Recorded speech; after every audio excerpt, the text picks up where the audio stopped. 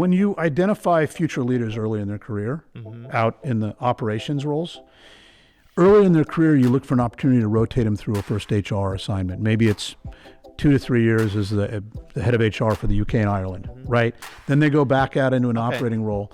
And if they continue on the path of going to the future, you might consider rotating them in a COE role. Maybe they rotate into a talent role or a learning role. Then they go back out. So then what happens is you have a CHRO eventually who spent a lot of their life out in operations in the business, but did 1 or 2 previous HR rotations. And they inherit an HR function that half the people in it are rotations from the business. It just makes a lot of sense. I think that model is something that companies ought to look at more than the structure of HR. Yeah. The staffing strategy for HR, I think, is where there's so much opportunity.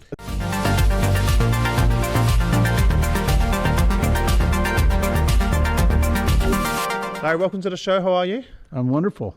How has it taken us so long to connect? It's really crazy because we've been in and around the same thing for a long time. It makes no sense that we haven't connected until today. Like we've spent the last hour behind the scenes, everyone, having a conversation about all the connections that we have. Before we jump in, tell everyone a little bit more about you personally and your background and the journey to where we are now. Yeah, it's Larry Emond. I had been at Gallup for over 25 years, actually closer to 30 years. And over those years is when Gallup evolved into being what it is today. Workplace, helping companies build better workplaces. I still say we created the word combination employee. Get rid of that we. Yeah, well, it is. And I'm still very good friends with them. But created the word combination employee engagement when we wrote the book First Break All the Rules. And my whole life has been about helping large organizations build better workplaces, which of course is through identifying and developing better managers and leaders. So it's been my whole career. A lot of it was in Asia. I was their chief marketing officer for a long time, the publisher of all those series of books. I was the executive publisher of all of them, and then oversaw big chunk of Gallup's enterprise business, the big company business. So my whole life has been in this area. I stumbled into what I do about a decade ago. A handful of large CHROs I knew. There's a lot of things out there. They really wanted to be able to go to meetings that were limited to only large, mainly global, only the person in the CHRO role, not too many of us, and let's maximize the time that we just talk to each other. Yeah. And so I started building that. It sounds crazy. I 3 years ago, I moved from Gallup to help build a different kind of talent advisory firm called Modern Executive Solutions.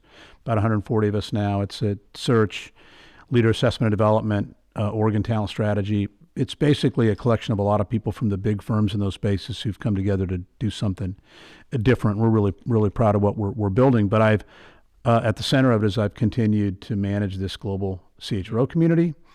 It sounds crazy to say it, but I've done somewhere around 375 large company CHRO meetings in person. Yeah. They range from. I'll catch up with you. They range from a kind of day and a dinner to some ski and golf and wine and other kind of retreats that are longer format. Hard life you live then. Hard life. It's not for everybody, but it's really, I feel really lucky. Yeah. Because the big company CHRO is, without exception, these are really good people. Mm-hmm.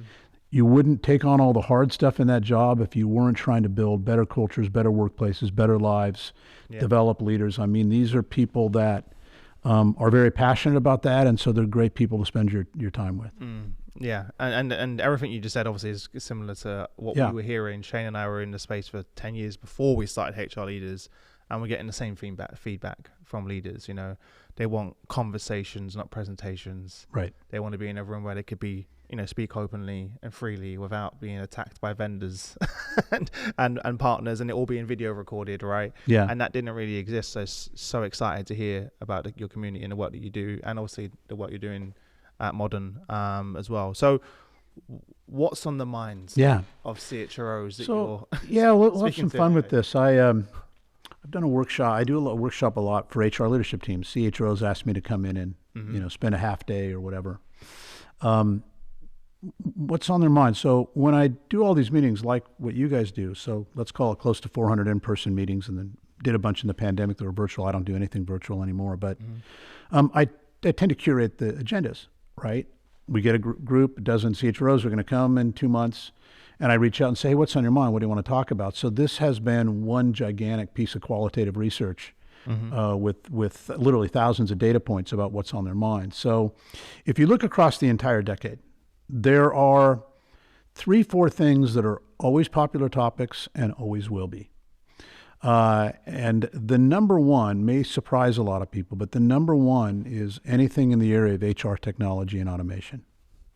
Now it's changed, and what they want to focus on has changed. But when I first started doing this 8, 9, 10 years ago, that was the time when everybody was making a big move to one of the new, human capital management platforms. They're either going with Workday or SAP SuccessFactors, or maybe they're going to go with Oracle's new product. That's part of their digital transformation. Correct. And it was a UKG, all the other players that were possible, what is now called UKG. And it was funny in retrospect because it was like, hey, we're finally making the decision. Who did you go with? Why did you choose them? That happened all the time. Yeah. There wasn't a meeting that I did that people weren't checking in, right? Yeah. But the feeling was, hey, once we make a commitment to one of these platforms, our life's going to be so much easier, because if it's not on the platform, it doesn't exist. And that's not what happened. No. I mean, you've seen the research. You put those systems in, and then here we are X number of years later. They all have like 100 plus other HR technology apps, platforms, in addition to their HCM platform, because there's something out there that does something that is on the platform better enough to consider it, or it does something else. And of course, those platforms are never going to keep up with all this stuff, because the innovation can come from all over the place, from single person shops. And so if you're that big CHRO and you got a lot of things in your life, it's very hard for you to feel like HR technology and automation that well. So if you're in the safe environment of just a small group of you, and you're not trying to show off or pretend like you don't know what you want to know, is there anything out there I haven't heard about yet that I need to know about? Or we're thinking about, has anybody done this yet? Because is this going to be a good use of my money, or is this not going to be a good use of my money? So they continually want to talk. Now, of late, last 18 months, of course, it's been AI, and in particular, Gen AI everything.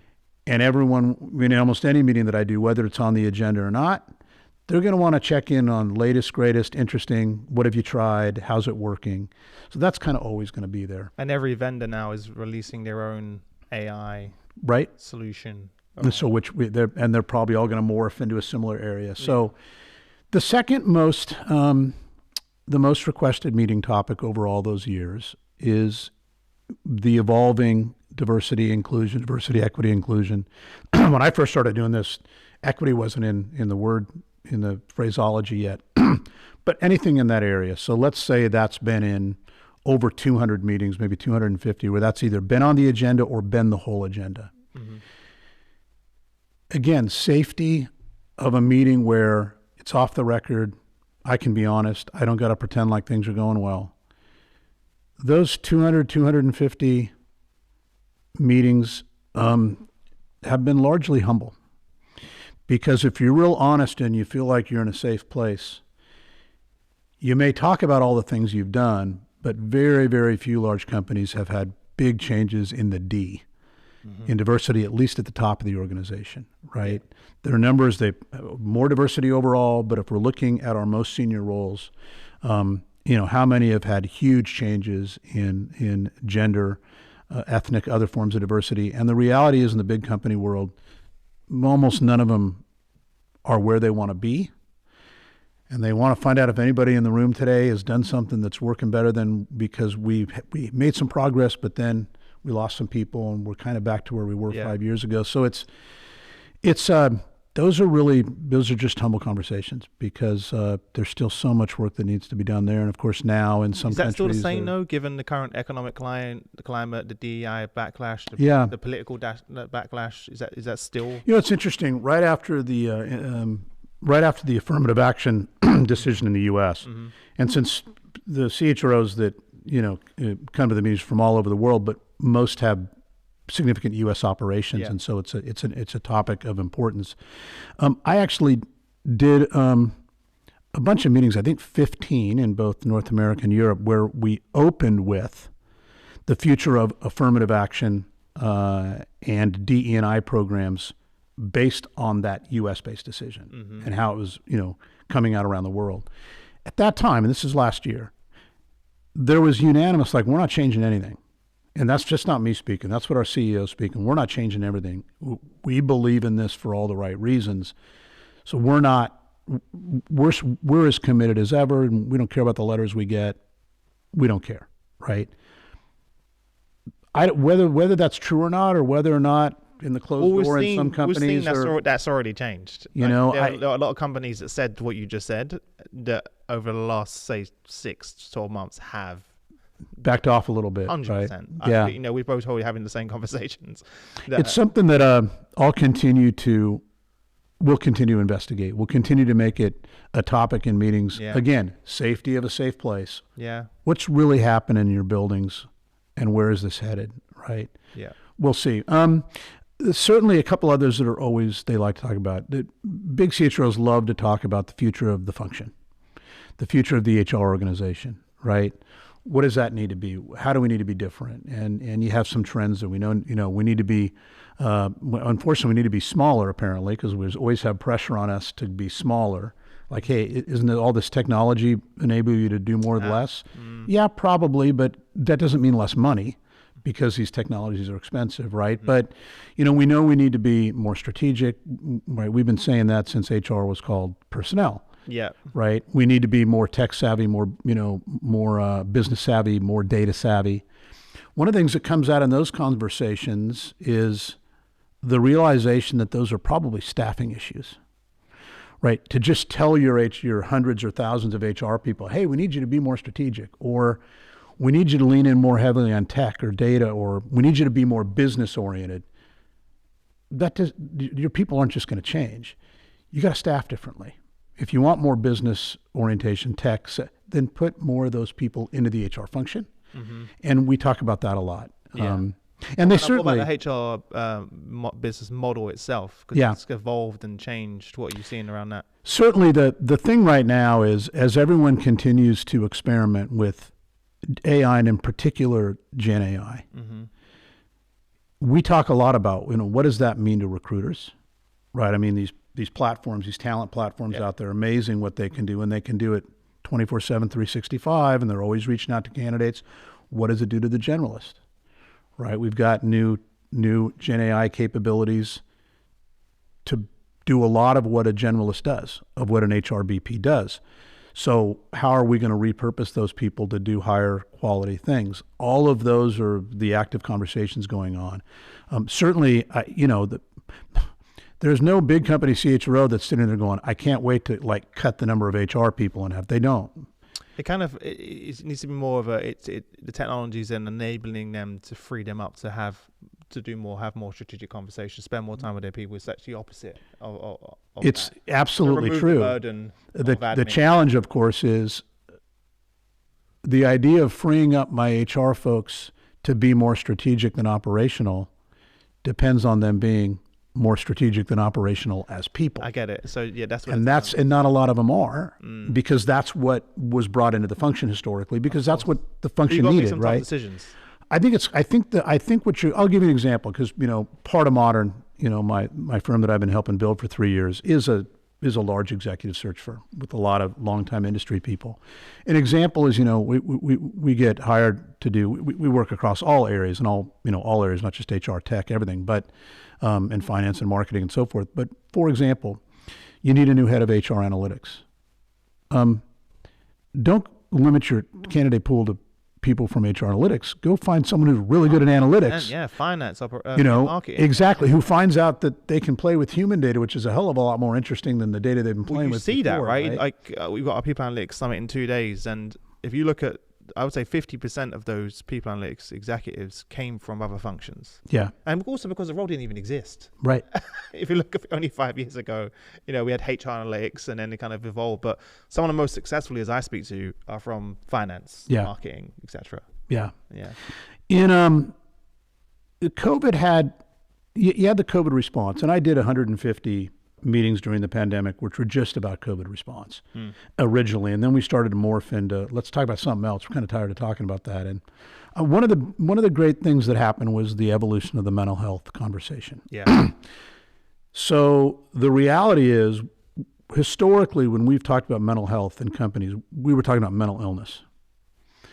We were talking about mental illness. We weren't talking about, for example, accentuating positive mental health the way a professional football team, right? As professional sports teams have like psychologists to help their people be in top mental condition all the time.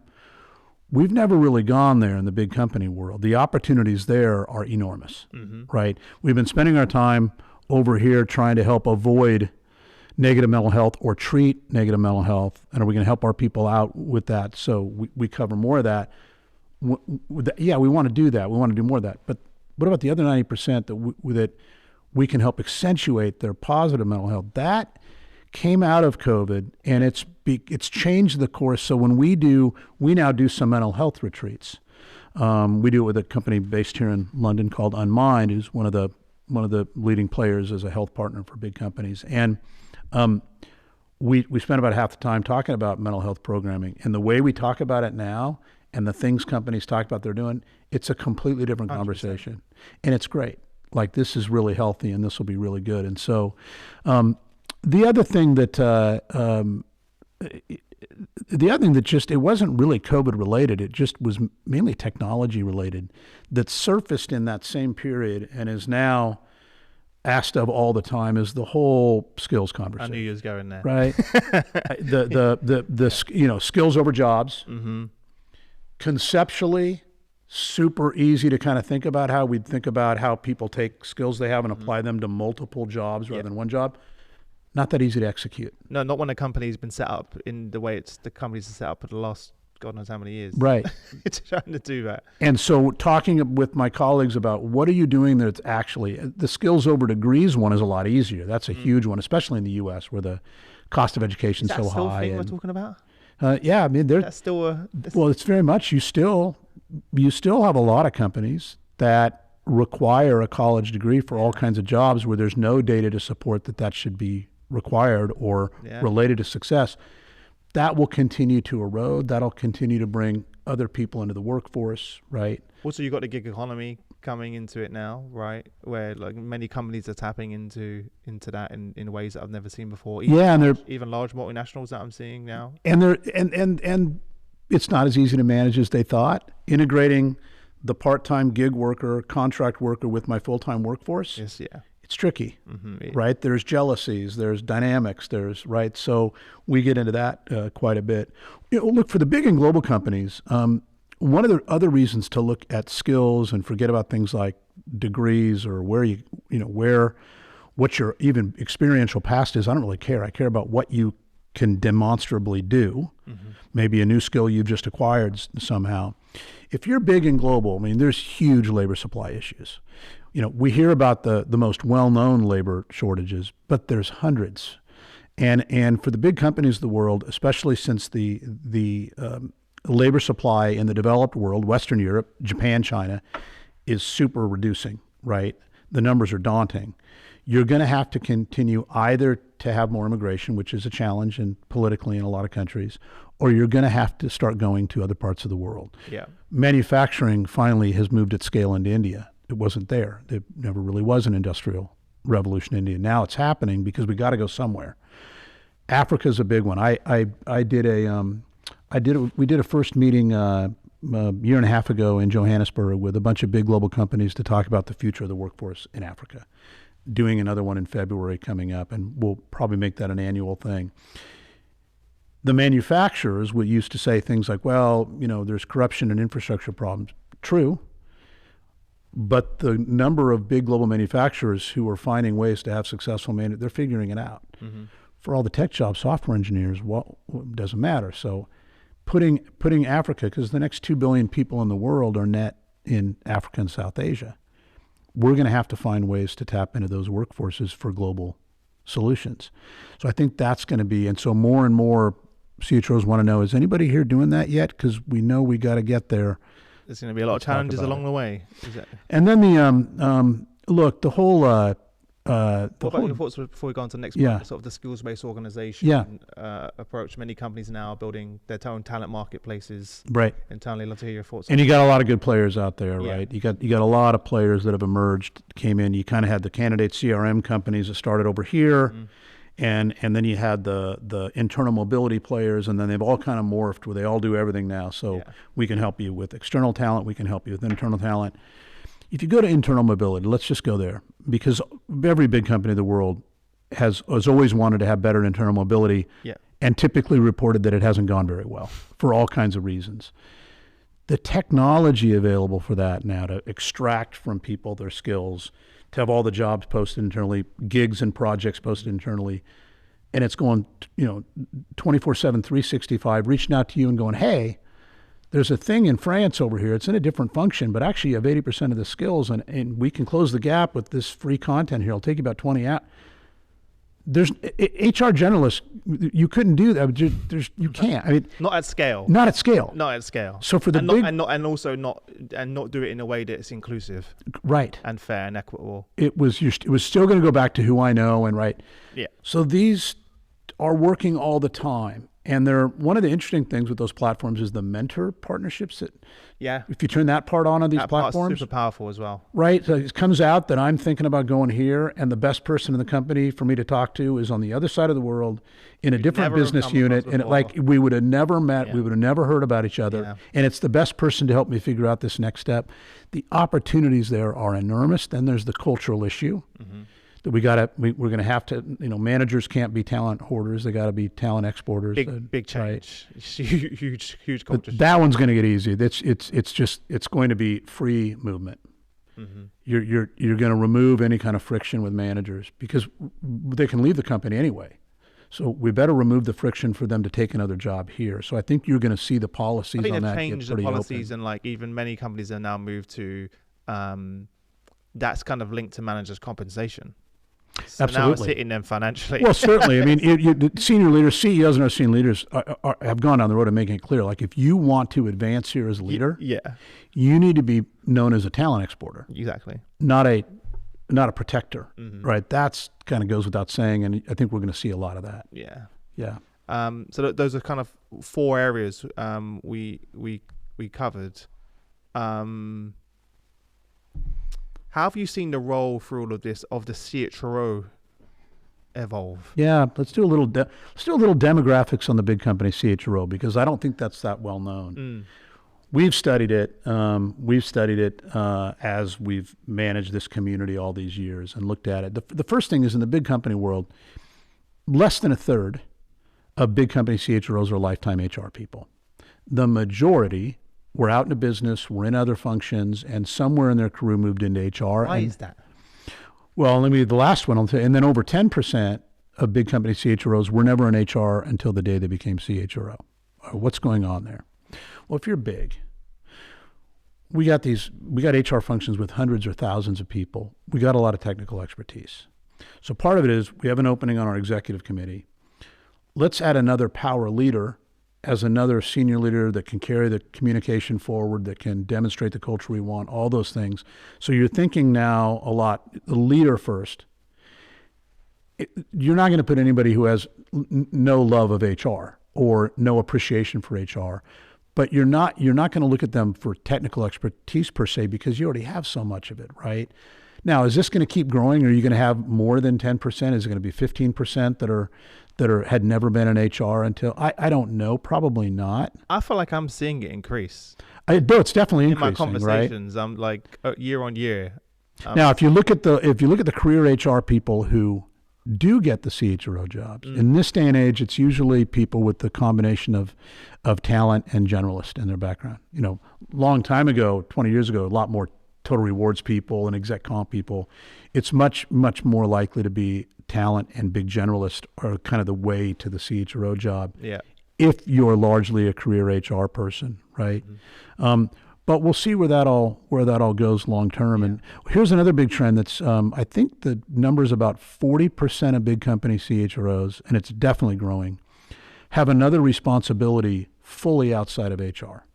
So at one time it was like, we'll give them external communications and then maybe external, but what about marketing? real estate, or CSR. safety, security, CSR. In some industries, all of ESG. Yeah.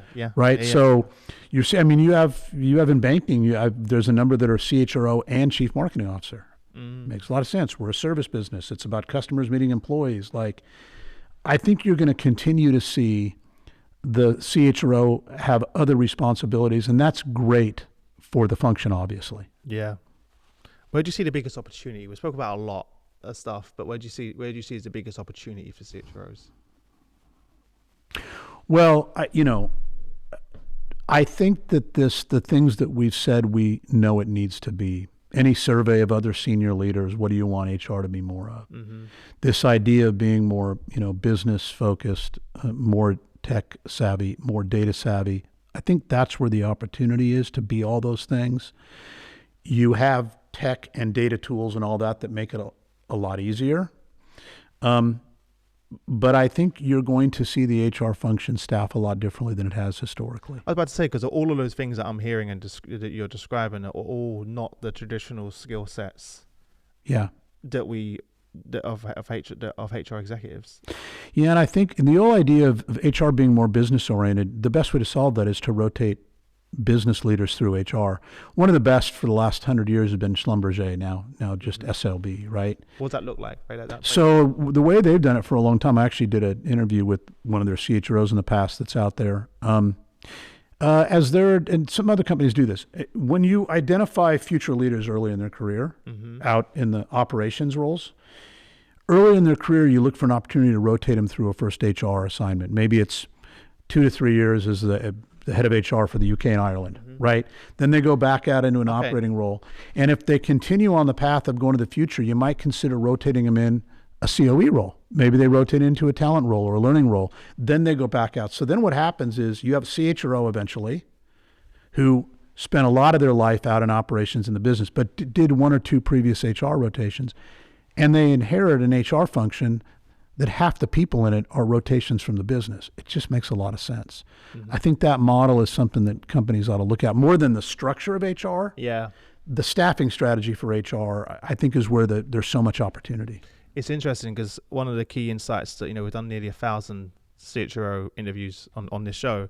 And one of the key things that kept coming up over and over again when I speak to CHROs and ask them, hey, what's one of the things that's made you successful in your career? And one of the things they always talk about is the fact that they've rotated through different functions and geographies. Yeah. That when they now sit in that role, they have a truly understand the business, the different geographies they serve, and different functions. They've lived and breathed that. And come back, and one of the big concerns that comes up in the meetings all the time is it's a significantly fewer people that are willing to move geographically. Oh, interesting. It's a huge impact. There are far more leaders in development that are willing to do the kind of geographic moves that have done historically. And it's not obvious to everybody how you recreate those kind of developmental experiences. So you're looking for other ways for people to move without physically moving them.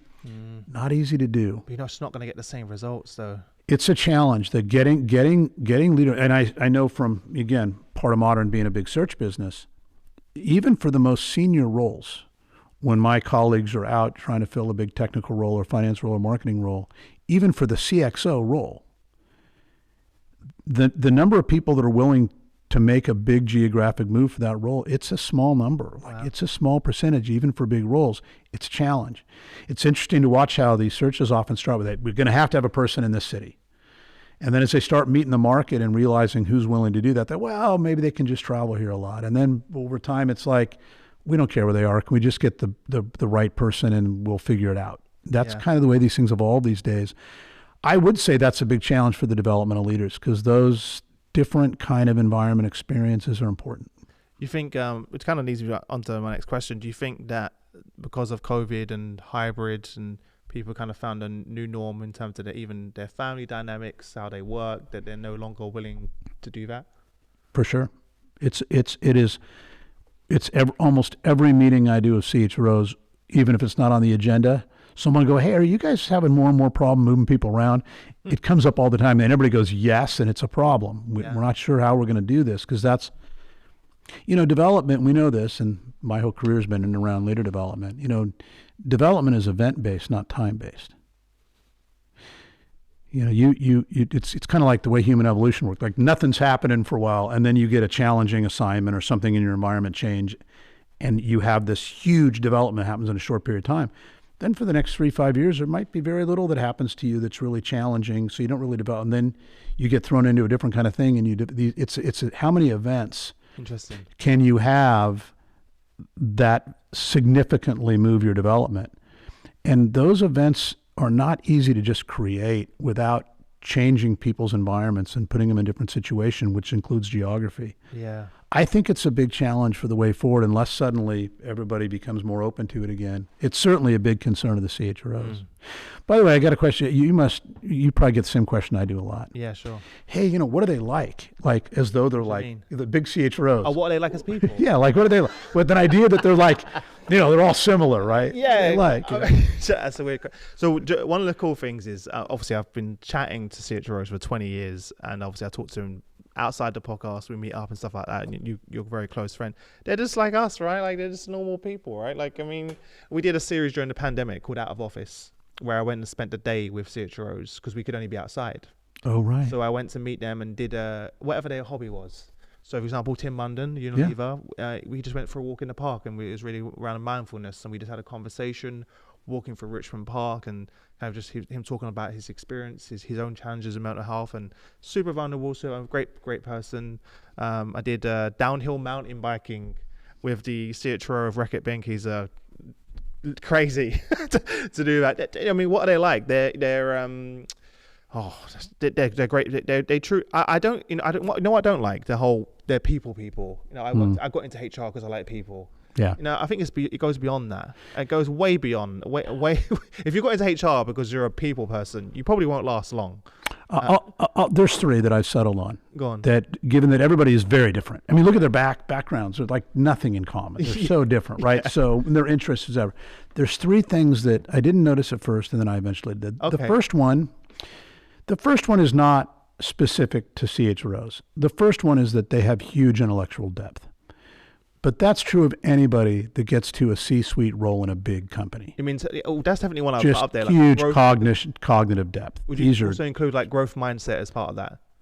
Could be. Mm-hmm. These are just really freaking smart people, or they wouldn't have gotten that role. But that's true for the CFO, the CEO. That's true for all the CXOs. You just don't get there in a large organization without, which, by the way, makes them really interesting people because they tend to have a lot of knowledge about a lot of things. Yeah. They're not one-dimensional. So they're interesting conversationalists for sure. Mm-hmm. Second is they're caring and compassionate people. Yeah. You wouldn't have gone all the way to take the job of the head of human stuff in your organization with all the complexities that come with it, labor and regulation and, nasty things that can happen any day of the week in a big company. And it's just, if you weren't genuinely trying to build a better workplace that's better for humans and their families. Mm-hmm. So these are really caring people, or you don't end up in that role. And that may or may not be true in the other CXO roles. I don't know because I don't know the role like I know this one. Here's the third one. They are almost without exception incredible listeners, right? So you're sitting there for a day together, maybe 2 days together, a dozen. They're not talking over each other. They're incredibly listener. They show respect. Their phones are in their, away.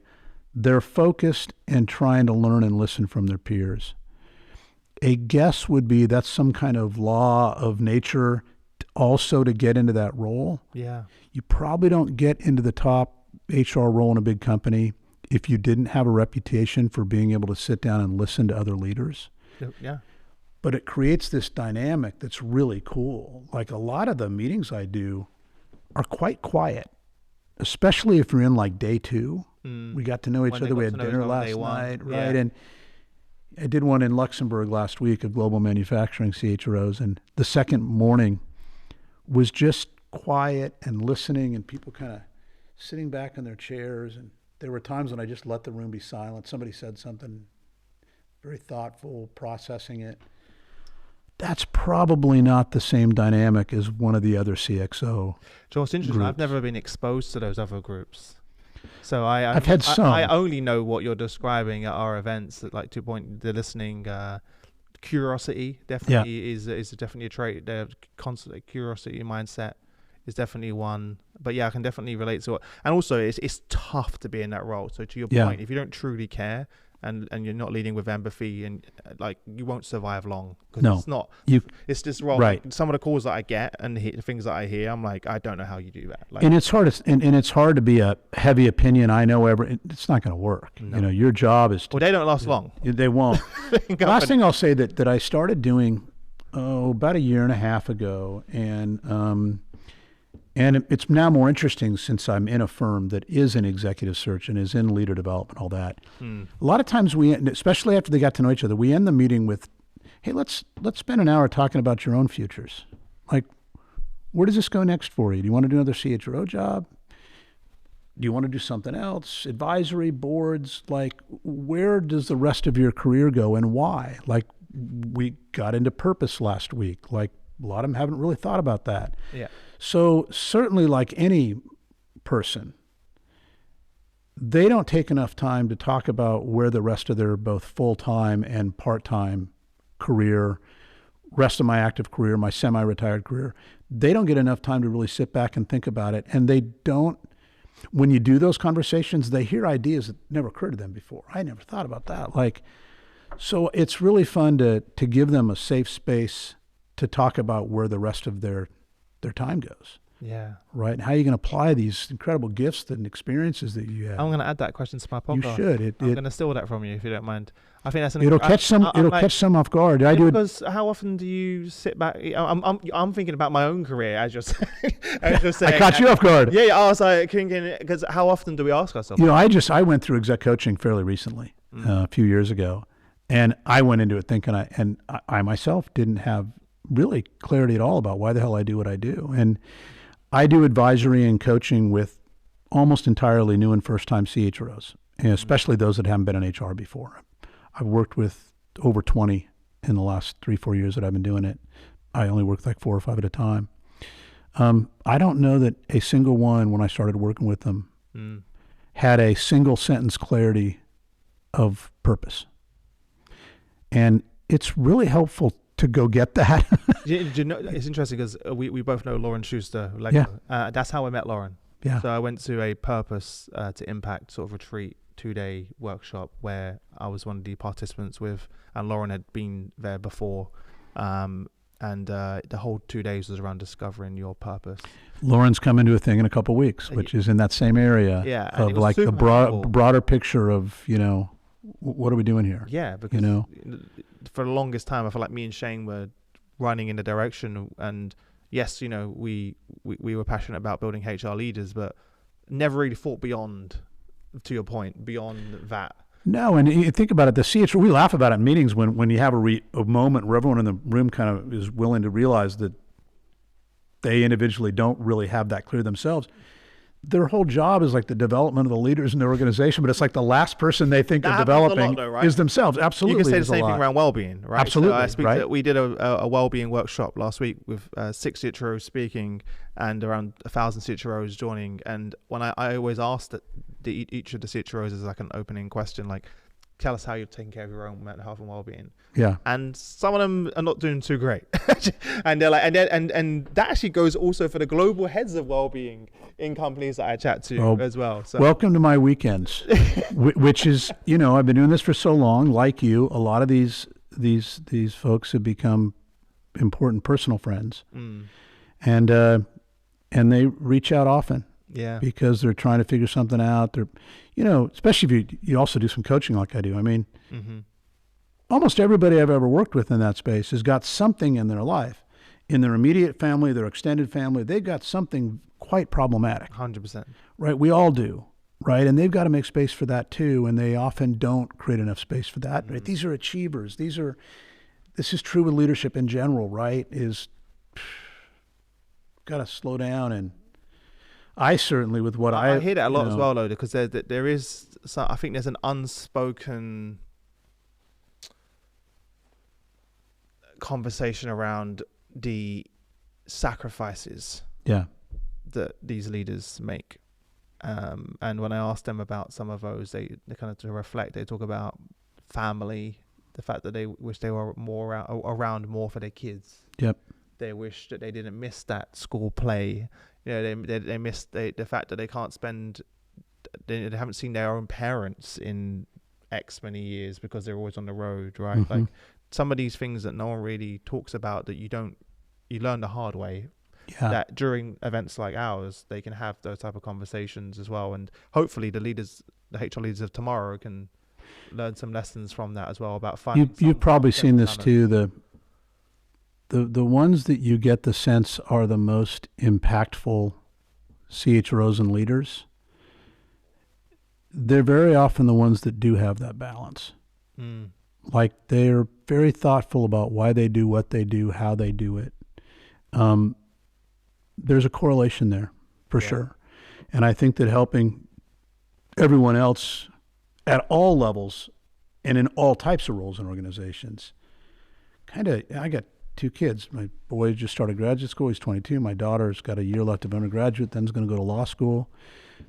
Man, about the best gift you can give them is right out of the gate early on to have those things in check, to be thinking about the bigger picture of my life and impact and my well-being and health, and not just go down a road, just killing yourself to have some kind of achievement that I know. I learned that the hard way. We've done this, right? I've learned that the hard way, yeah.